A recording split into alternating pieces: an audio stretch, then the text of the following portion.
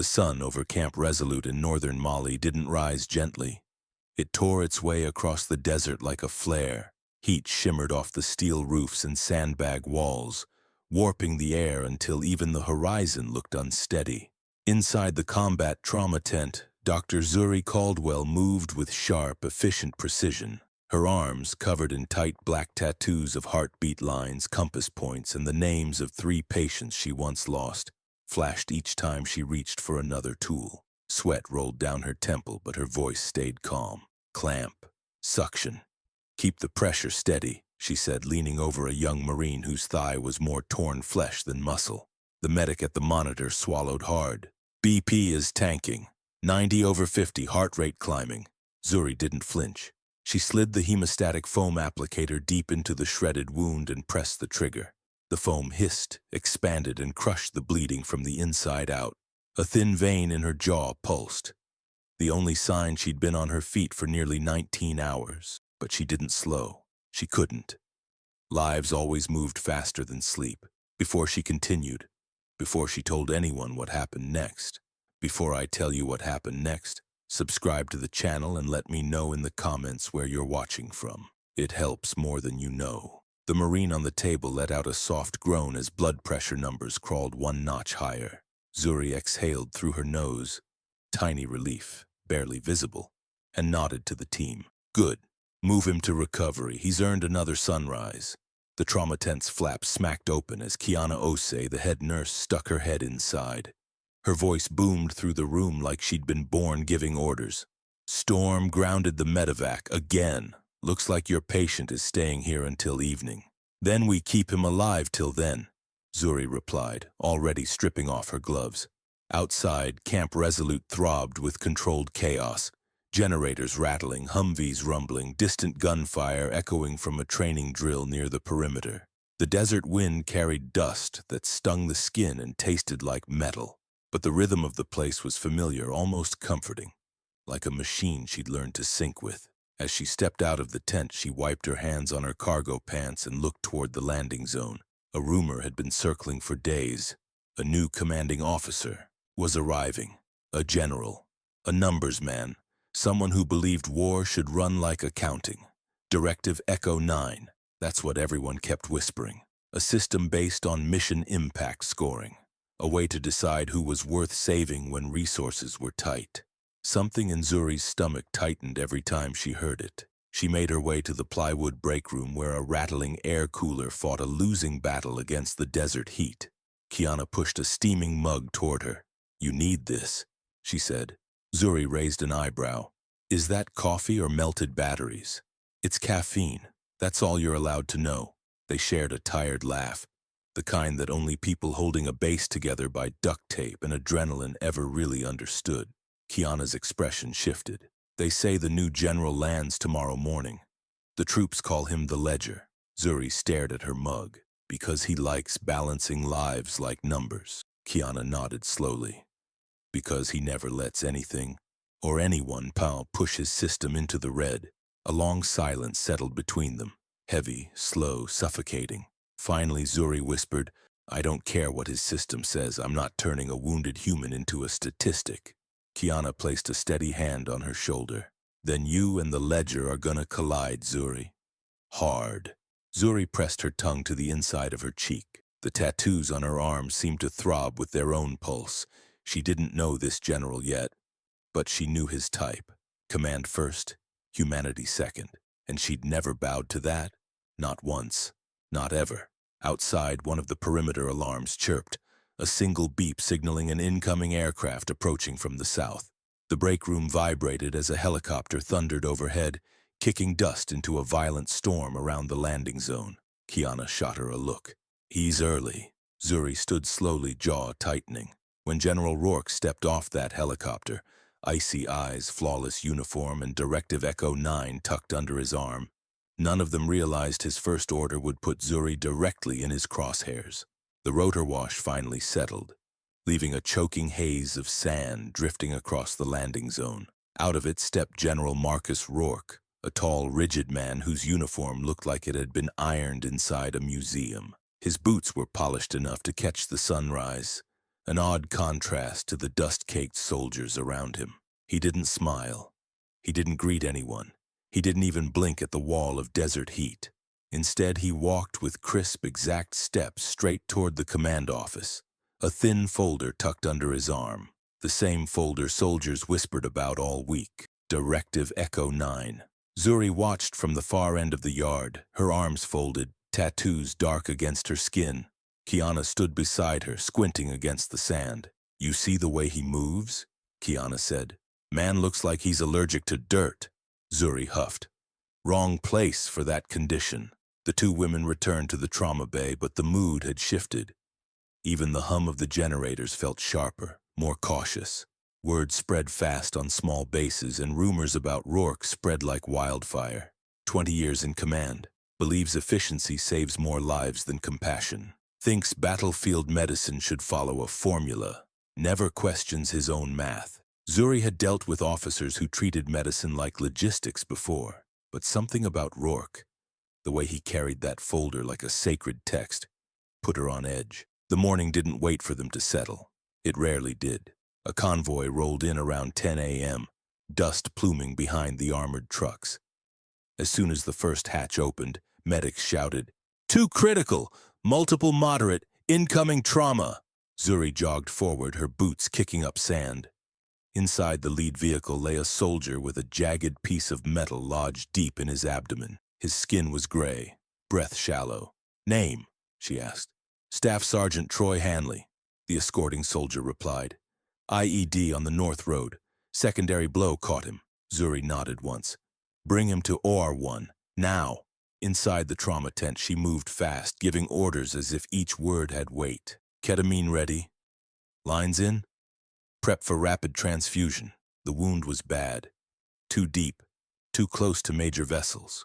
Zuri worked with her hands steady but tense, trying to clamp what she could before blood loss pushed Hanley past the point of return.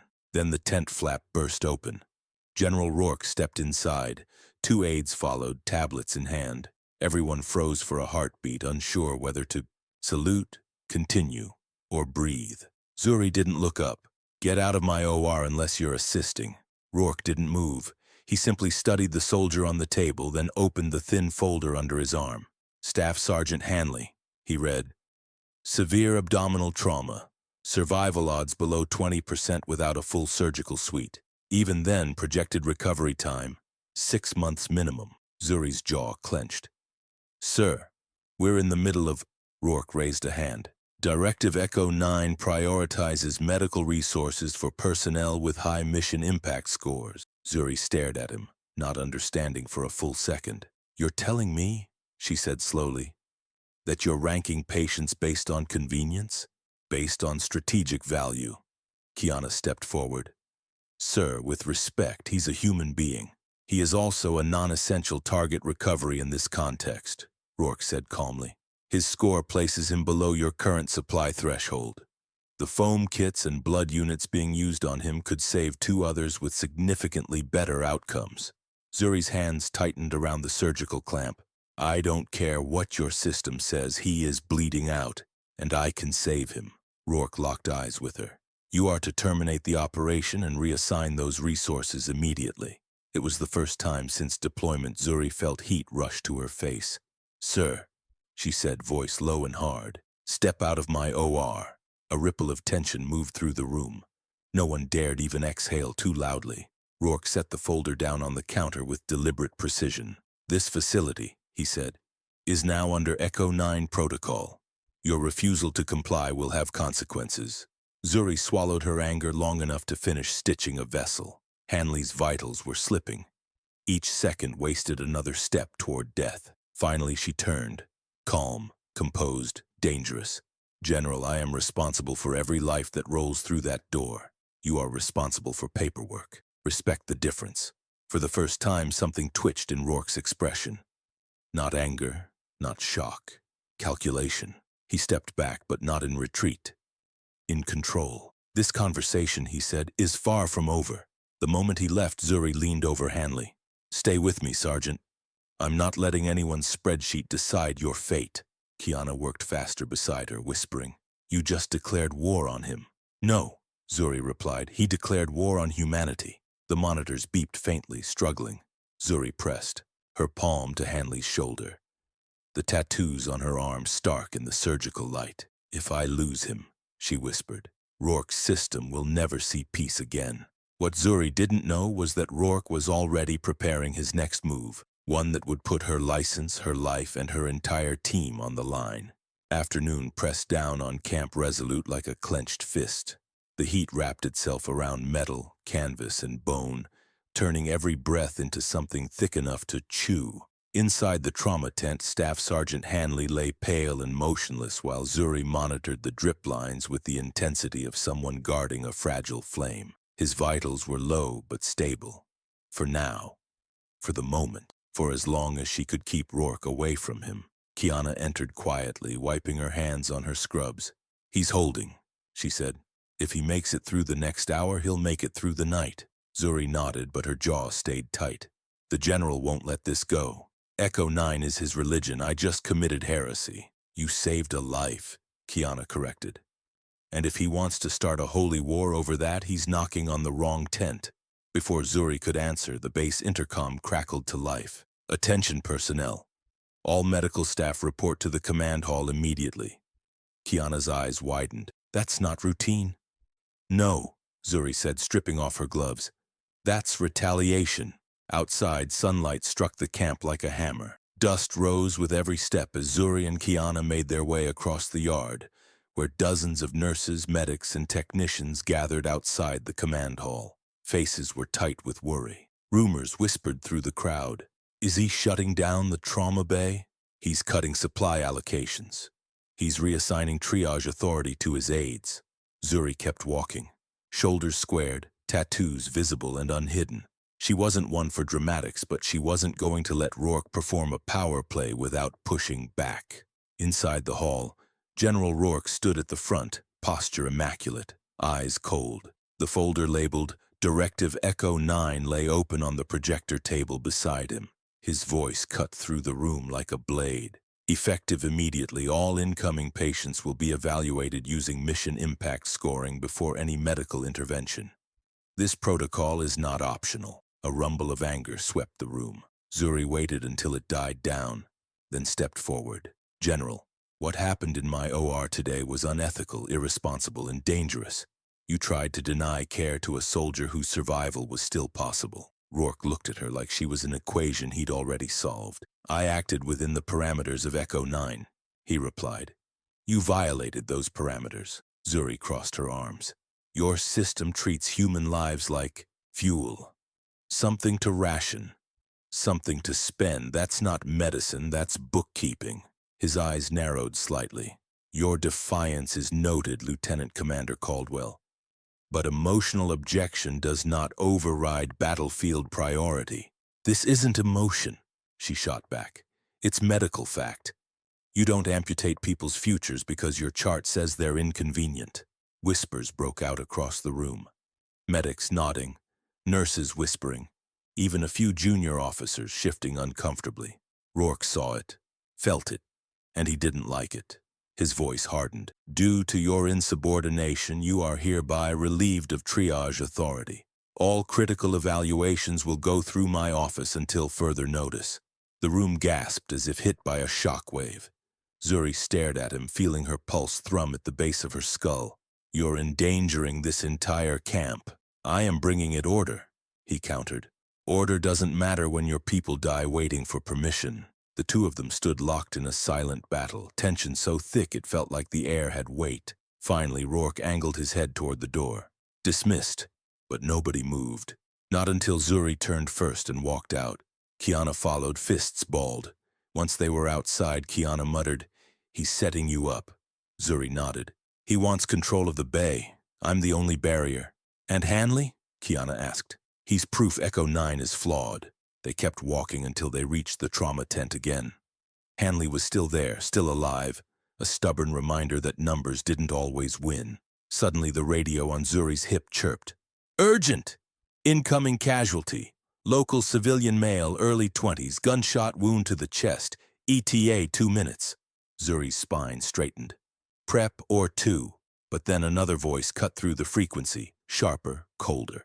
General Rourke. Civilian casualties fall under Echo-Nine's lowest priority bracket. Hold all resources for military personnel.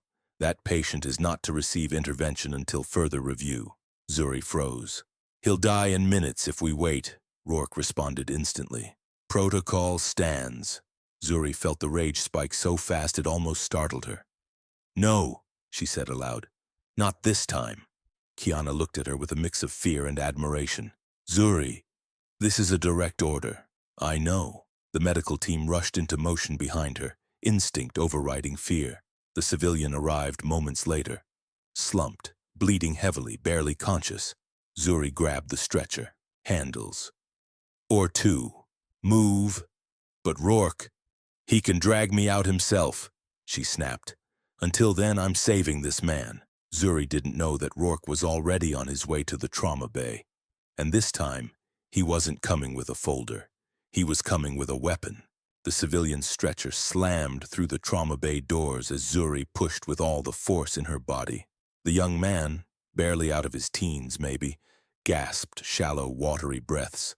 His shirt was soaked in dark blood, and every exhale bubbled faintly against the wound in his chest. He's got a sucking chest wound, Zuri said, already reaching for a vented seal. If we don't close that leak, his lung collapses. Kiana had gloves on in seconds. Vitals crashing. Zuri ripped open a pack. Seal! The adhesive clamped onto the wound with a wet slap. The civilian's breathing steadied by a fraction. Not enough, but something. Or two now, Zuri commanded. But then the trauma bay doors burst open again. Boots. Authority. Cold. General Rourke. He stormed in flanked by two MPs, jaw clenched so tight it could have cracked bone. His voice lashed the room like a whip. Lieutenant Commander Caldwell, now stand down. Now! Zuri didn't turn. I'm in the middle of saving a life. You are in violation of Echo-Nine protocol, my direct order, and Article 92 of the UCMJ. His boots thudded closer. Step away from the patient. Zuri leaned over the stretcher, blocking the civilian with her body. General, if I step away, he dies. Right here, right now. Rourke's face didn't move. That civilian holds zero strategic priority. This isn't strategy, Zuri snapped. This is a human being drowning in his own blood. The MPs hesitated. They weren't sure where the line was. Medical authority? Command authority? Morality? The uncertainty flickered across their faces. Rourke saw the hesitation and hated it. I said, step away, he repeated louder this time. Zuri grabbed the handles of the stretcher and shoved it toward Or 2. Move! The team rushed with her, not because they'd decided to rebel, but because they were trained to follow the person who knew how to keep someone breathing. Instinct over politics. Life over rank. The MPs stepped forward, but Rourke flung out an arm, stopping them. No, he said quietly. Let her hang herself. His calm was more threatening than shouting. Inside Or 2, Zuri hooked the civilian to oxygen, opened a chest tube tray, and inserted the needle with the precision of someone fighting against time itself. Air hissed out. A rush, a release. The lung beginning to expand again. BP rising, Kiana reported. Good, Zuri breathed. Hang 2 units of O negative. But before they could start the transfusion, the lights flickered, then died. The entire OR went dark except for emergency glow strips. Kiana swore. They cut power to the surgical wing? Zuri didn't hesitate. Grab the portable floodlights, now. We're not stopping. Within seconds, 2 medics rushed in with battery-powered lamps illuminating the room in harsh white beams. Zuri continued the incision by instinct, her tattoos gleaming under the uneven light. He's stabilizing, she said. Just another few minutes. But then, a shadow filled the doorway. General Rourke. He held no folder this time, no clipboard, no policy sheet. His right hand rested on his holstered sidearm. Kiana froze. Sir. Quiet, Rourke said, voice low, controlled. Too controlled. Zuri didn't look up. You're interrupting a surgery. Rourke stepped closer. You don't seem to grasp the severity of what you're doing. You have openly defied a direct command, because your command would let a man die. He is irrelevant, Rourke barked. a variable with no operational yield. Zuri stopped stitching for the first time. She lifted her head slowly, eyes locking on his. "Say that again," she said, voice barely above a whisper. Rourke didn't blink. "He is irrelevant." The OR fell into a silence sharp enough to cut skin. Zuri's voice turned to steel. "If saving lives makes me insubordinate, then you can take my rank, my pay, anything you want. But you are not taking this man's last breath." A muscle in Rourke's cheek twitched. "I was hoping you'd say that," he murmured. He unfastened the strap on his holster. Kiana stepped forward instinctively. "General, what are you doing?" "Maintaining order," Rourke said, starting with eliminating the problem. His hand began to rise, slow, deliberate, toward the pistol grip. The MPs weren't in sight. No witnesses, no cameras in OR2.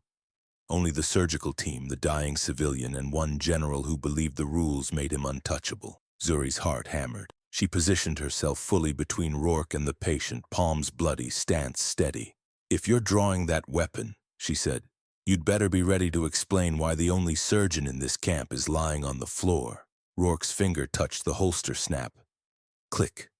Open. The tension snapped so tight the air trembled. But before Rourke could draw the gun, a voice outside the OR shouted something that froze every person in the room. And everything changed in an instant. Rourke's hand hovered over the pistol when a voice outside the OR shouted. Loud, panicked, urgent. "Mass-casualty inbound. Convoy hit. Multiple criticals. 2 minutes out." Every head snapped toward the entrance. Even Rourke froze. The words hit the surgical wing like a shockwave. Medics scrambled, carts rolled, doors slammed open as staff sprinted into action. The base alarms blared a second later, long, droning wails that signaled the worst kind of incoming disaster. Zuri felt the shift instantly. The air thickened. The energy tightened. This was no longer politics, this was survival. She locked eyes with Rourke. "Move," she said, "or get trampled." For a long moment he stayed perfectly still, calculating, unblinking. Then he stepped back, releasing the holster flap with a controlled motion. "This is not over," he said. "Funny," Zuri replied, turning back to her patient. "Neither is he." With Rourke forced out of her way, she finished securing the chest tube and sealed the wound. The civilian's vitals rose, shaky but climbing. She tapped the young man's shoulder. "You're not dying today. I don't care what anyone's chart says." Kiana pushed through the door again. "Zuri, you need to see this." Outside, chaos had erupted. 5 trucks screeched into the yard at once, each battered and smoking. Soldiers carried the wounded, some staggering, some screaming, some limp and pale. Blood streaked the cracked dust beneath their boots. "IED ambush on the western road," one medic shouted. "We have at least 10 criticals." Zuri's instincts switched fully into war zone mode. She moved fast, barking orders, pointing, triaging by sight alone. "You, airway first. You, pressure bandage on that femoral bleed. Get that ranger on a stretcher now." Kiana jogged alongside her. "We're already past capacity, or 1 and 2 are full." "Then we make OR3, Zuri said. "We don't have an OR3. "We do now. Prep the storage tent." Kiana's eyes widened, but she didn't argue. If Zuri said they had an OR3, then somehow one was about to appear. They reached a soldier lying against a Humvee, cradling his own abdomen. Blood soaked through his uniform in a spreading black patch. "Name?" Zuri asked, crouching beside him. "Corporal Easton." He coughed, grimacing. "IED. Shrapnel." She lifted his shirt. Shrapnel had carved a deep tear from his ribcage to his hip. Too much blood. Too fast. Kiana whispered, "He needs immediate surgery, and he'll get it," Zuri said. But then, Rourke stepped out from the shadows beside a transport truck. 2 aides at his heels, tablet screens glowing. She felt her stomach drop. This monster was waiting for the moment she feared. He tapped the screen. "Corporal Easton, mission impact score, 32. Moderate. Low return potential, not a triage priority." Zuri's voice went cold. "He's bleeding out. There are others with higher scores," Rourke replied. "Resources will be allocated accordingly." Her hands curled into fists. "There are 10 criticals. You cannot manage a mass casualty with a spreadsheet." "I can manage anything with data," Rourke said calmly. "And under Echo-Nine, this man is not worth your time." Easton coughed, blood splattering the dirt. Zuri snapped. This is war, General, not your university budget office. Rourke's eyes narrowed. One more outburst, Lieutenant Commander, and Zuri stepped in front of Easton, blocking Rourke's line of sight. And what? You'll shoot me? In front of your entire medical staff? In the middle of a mass casualty event? Go ahead. See how long your command lasts. For the first time, a flicker, tiny but real, crossed Rourke's eyes. Hesitation. Kiana leaned close and whispered, "We don't have time for this. We have seconds. Do something now." Zuri inhaled sharply.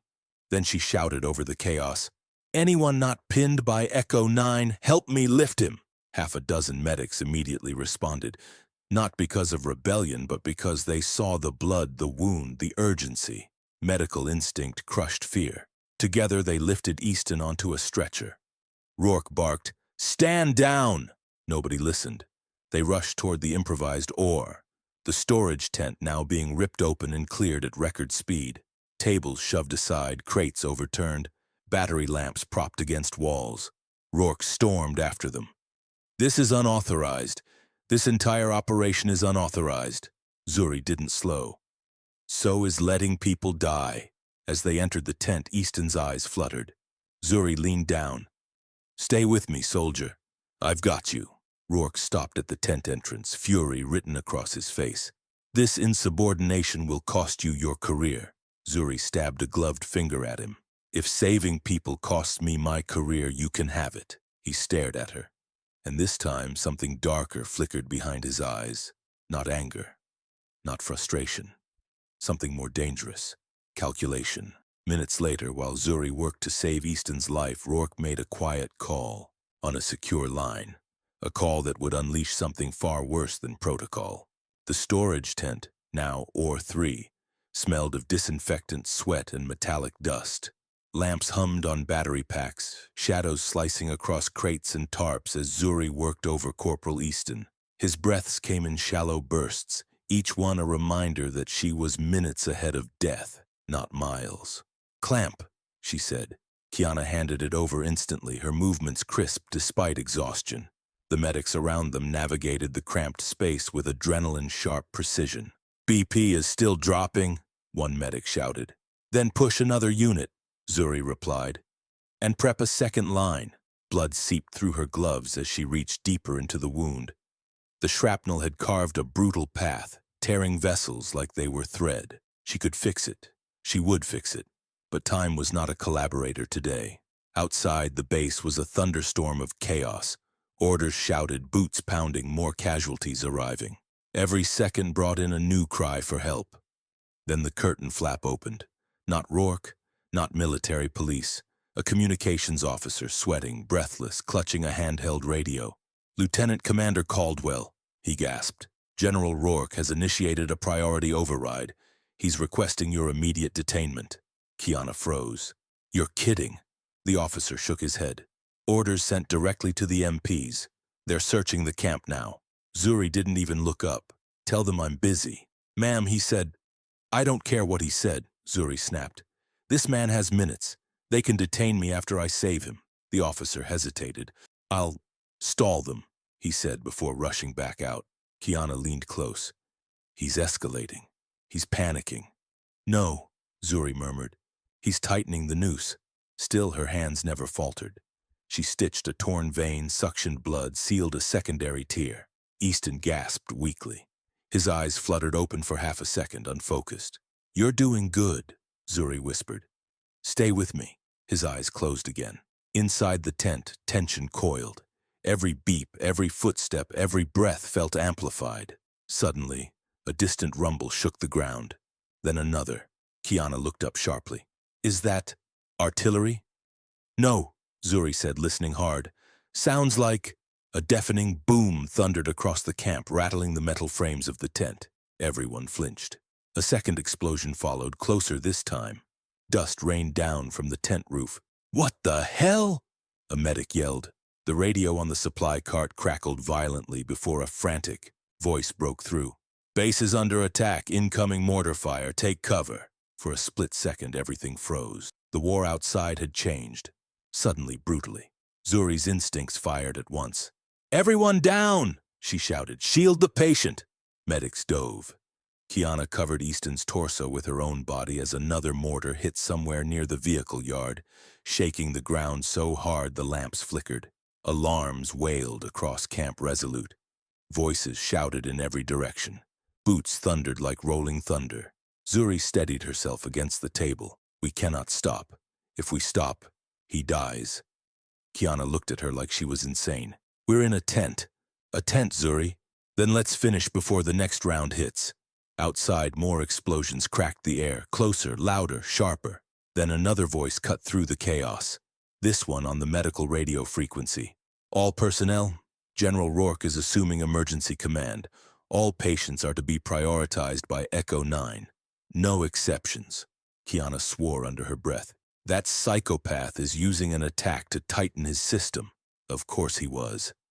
Rourke wasn't panicking. He was exploiting the crisis. Zuri gritted her teeth and kept stitching, her hands moving faster. Sweat dripped down her forehead, mixing with the dust. The ground shook again. A metal crate toppled. Lights flickered. Easton's vitals dipped. Come on, she whispered. Don't leave me now. Another explosion sounded, farther this time, but close enough to rattle supply shelves. Then the worst sound came. Footsteps, heavy, coordinated, marching directly toward OR3. Kiana looked at Zuri. MPs. The flap was yanked open. 4 military police stood framed in the dust, helmets on, rifles slung, expressions grim. Lieutenant Commander Caldwell, the lead MP said, we are ordered to detain you. Stand away from the patient. Zuri didn't stop working. You'll have to wait. Ma'am, we cannot wait. You can if you want him alive. The MPs hesitated, torn between orders and basic human decency. Kiana whispered, this is insane. They'll drag you out. Zuri hardened her voice. Not if we finish first. The lead MP glanced at Easton. His blood, his trembling breaths, the raw fight for survival. He lowered his rifle slightly. 5 minutes, he muttered. That's all I can give you. Zuri nodded once. Then let's make them count. She stitched faster, clamped harder, sealed the final tear. Kiana wrapped the wound, started the second transfusion, and by the 4th minute, Easton's vitals rose from the brink. BP stabilizing, a medic whispered, stunned. Zuri exhaled shakily. Then the MP stepped forward. Time's up. For the first time, Zuri let her hands fall from the table. She had saved him, but she would not walk out of this tent freely. As the MPs placed cuffs on her wrists, Zuri didn't know that Rourke wasn't planning to detain her. He was planning to remove her from Camp Resolute permanently. The MPs led Zuri out of OR3, her wrists bound in cold restraints. Dust swirled around her boots as mortars boomed in the distance, each blast sending ripples through the ground. The sky over Camp Resolute was a dirty orange, sunset mixed with smoke. Medics rushed past her toward new casualties. Vehicles screeched across the yard. Sirens wailed. The entire base was moving at war speed, yet the MPs slowed her world to a crawl. Kiana ran out of the tent behind her, voice raw. Where are you taking her? She just saved 2 lives. The lead MP didn't look back. General's orders. She's being confined until further review. Further review? Kiana barked. There's an attack happening. You need her. I don't make decisions, the MP muttered. I enforce them. Zuri kept walking. She didn't want Kiana to risk more by fighting. There was already too much at stake. As they approached the command hall, the soundscape shifted. Less chaos, more control. Rourke's soldiers moved with chilling precision, directing personnel according to Echo-Nine triage results displayed on handheld tablets. Zuri swallowed hard. He was running the crisis like a calculator wielding authority. Inside the hall it was quiet, eerily so. Rourke stood at the far end, studying a large tactical map illuminated by a portable lamp. He didn't turn as the MPs brought her in. Remove her restraints, he said casually. The MPs hesitated, then obeyed. Zuri rubbed her wrists. You're not throwing me in the brig? Rourke turned slowly, his expression unreadable. No. Detention is temporary. What does that mean? She asked. It means you've proven yourself incompatible with Echo-Nine. And I cannot have incompatible elements during a prolonged threat. The enemy is testing our defenses and I need a unified system. Zuri stepped closer, voice sharp. Your system is killing people. You used a mortar attack to tighten your grip. Rourke clasped his hands behind his back. War demands efficiency. It demands humanity. A luxury, he replied, and one that gets people killed. You're wrong, Zuri said. I saved 2 men you'd have thrown away. Men who are alive because we didn't follow your damn chart. Something flickered in Rourke's eyes. You saved them. But the cost. What cost? She snapped. Authority. He stepped closer, face inches from hers. You've undermined me 3 times in the last 12 hours. You've turned staff against protocol. You've created instability in a moment when absolute obedience is required. Zuri's nails dug into her palms. You don't want obedience, you want control. Rourke didn't deny it. You're being removed from Camp Resolute. Zuri's breath halted. Removed? You will be placed on the next outbound transport, military grounds, insubordination, overstepping surgical boundaries, endangering operational structure. You're exiling me in the middle of an attack. I am preserving order. And when the next wounded civilian comes in? She asked. What happens then? When the next soldier's numbers don't impress you, what happens then? Rourke's jaw tightened. Then they fall under Echo-Nine, as they should. Zuri stepped right up to him. You're not saving this base, you're bleeding it dry. The tension between them turned electric, thick, dangerous. A sudden explosion rattled the windows. An officer burst into the hall. General, another convoy just radioed. They're bringing in someone high priority, severe blast injuries. Rourke straightened. Rank? The officer hesitated. No rank, sir. Civilian, but he's asking for Lieutenant Commander Caldwell by name. Zuri's stomach dropped. Who? The officer extended a shaky hand with a bloody ID tag. The name was smeared, but the photo was visible. A teenage boy, 14, maybe 15. Wide, dark eyes, fear etched into every pixel. Zuri's pulse hammered. She recognized him, the kid who'd been brought in the week before with a broken arm. The boy whose mother had begged in broken English for them to protect him. He'd been terrified. Zuri had comforted him until he stopped shaking. What happened to him? She demanded. Vehicle hit a mine, the officer said. He won't make it unless we operate immediately. Rourke took the ID tag. Irrelevant. Civilians fall last. Zuri's voice cracked like a whip. He knows my name. He came here because he trusted me. Rourke folded the tag calmly. He is not worth the resources. Zuri stepped forward, shaking. You are going to let a child die? If that is what the numbers dictate. Zuri stared at him. Horror, rage, disbelief mixing into something dangerous. General, the officer stammered. The boy is 5 minutes out. If we don't... Dismissed, Rourke said. The officer fled. Zuri felt something break inside her. Not fear, not despair, but resolve so sharp it almost cut her open. She turned toward the door. MPs raised their hands. Ma'am, we can't... She didn't slow. Move. No one did. Because no one wanted this blood on their hands. Zuri walked out of the hall and into the burning orange dusk, boots pounding across the sand, heart racing. She would save that boy. Rourke's protocol be damned, his orders be damned, his punishment be damned. Nothing, no chart, no rank, no weapon would stop her. But as Zuri sprinted toward the arriving convoy, she didn't see the figure stepping out behind her. Rourke, sidearm drawn, ready to end the fight his way. The last streak of daylight faded as Zuri sprinted toward the incoming convoy. Dust rose behind her boots, sirens wailed across Camp Resolute, and distant mortars thumped like a giant beating drum. The trucks barreled through the yard, brakes screeching as soldiers leapt out to unload the wounded, and in the back of the last vehicle, curled against a slashed seatbelt, lay the boy. The same boy she'd treated days earlier. The same boy who'd trusted her voice. The same boy Rourke had already declared irrelevant. His chest rose and fell like a drowning swimmer's last attempts for air. Blood soaked the front of his shirt, and shrapnel glittered beneath his skin like jagged stars. Zuri climbed inside and put a hand on his cheek. Hey, stay with me, I'm right here. His eyelids fluttered. For a second, recognition flickered. Doc, Zuri, I've got you, I promise. Medics rushed over with a stretcher, but before they could lift him, a shout thundered across the yard. Lieutenant Commander Caldwell, stop! Zuri stiffened. General Rourke. He strode through the swirling dust with his sidearm drawn, the gun glinting under the flickering floodlights. MPs trailed behind him, but none looked willing to step forward. "Step away from that vehicle," Rourke ordered. Zuri stood tall inside the truck. "He's a child." "He is a civilian," Rourke snapped. "And civilians fall last. You know the rules."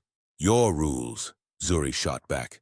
"Not the military's, not medicine's, and not mine."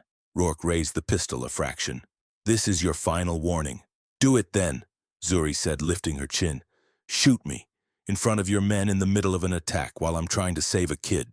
A ripple spread through the yard. Soldiers paused mid-task. Medics froze. Even the air seemed to hold its breath. Rourke's jaw twitched. His grip tightened. His finger brushed the trigger, and then the boy whimpered. Soft, weak, but human. That tiny sound shot through Zuri like lightning. She stepped forward between the boy and Rourke, spreading her arms, tattoos stark under the lights. "You shoot past me," she said. "You hit him. And if you kill him, General Echo-Nine won't save you from what comes after." Rourke's nostrils flared. "Stand down." "No, you are obstructing command authority." "I'm exercising medical authority." Rourke's composure cracked, not with rage, but with something colder, uglier. He aimed the pistol directly at her. The MPs tensed. Medics gasped. Kiana, sprinting from the far side of the yard, shouted, "Zuri, get down!" But Zuri didn't move. "You want to pull that trigger?" she said quietly. "Go ahead, but understand this. The moment you do, you lose every scrap of loyalty left in this camp. They will see what you are, and you will have no command left to hide behind." Rourke's hand trembled, only for a split second, but it was enough. In that tiny moment of hesitation, two MPs lunged forward. "Sir!" "Drop the weapon." "General, stand down." "Put it down now." They grabbed his arm, forcing it upward. The pistol discharged into the sky, a deafening blast lighting up the dusk. The whole camp froze. A gunshot from a general, a surgeon standing between him and a dying boy. It was over. The MPs wrestled the weapon from Rourke's grip as he shouted incoherently. Rage finally unmasked, dignity shattered in front of the entire medical corps. Zuri didn't watch his downfall. She was already back at the boy's side. "Let's move him," she ordered. The medics lifted the stretcher, rushing him toward the trauma bay that had nearly become her prison. Floodlights buzzed overhead as Zuri pushed through the doors and into OR1.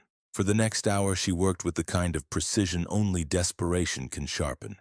Stitching torn lungs, sealing ruptured vessels, removing shrapnel piece by painful piece. Kiana monitored vitals. Medics passed instruments with trembling hands. Outside, MPs escorted Rourke away in restraints while the base murmured in disbelief. Inside, the boy clung to life with the same stubborn strength Zuri had seen in so many others. When she finally closed the last suture, his chest rose. Steady, strong. Kiana exhaled. "He's going to make it." Zuri sank onto a stool covered in sweat and blood, her arms shaking with exhaustion. She looked at the unconscious boy and whispered, "Told you I'd stay with you." Outside the OR, an officer approached her. "Lieutenant Commander Caldwell, General Rourke has been relieved of duty. Multiple witnesses reported misconduct and unlawful use of force. You're cleared of all charges." Zuri didn't smile. She didn't gloat. She simply nodded. Because victories in war were never celebrations. They were quiet breaths, taken by those lucky enough to breathe. Hours later, as dawn crept over Camp Resolute, Zuri stepped outside and watched the sun crawl into the sky. Dust painted the horizon red. The camp was battered, shaken, but alive. Kiana joined her, arms crossed. "If you ever retire, remind me never to annoy you." Zuri chuckled softly. "If I ever retire, remind me to sleep." "You did good today," Kiana said. "More than good." Zuri looked back toward the medical tents where the boy rested safely. "No," she whispered. "We did." She turned toward the imaginary camera, the one that held every viewer listening to her story, and said, "And before you go, subscribe to the channel and tell me in the comments what time it is where you're watching from. It helps more than you know."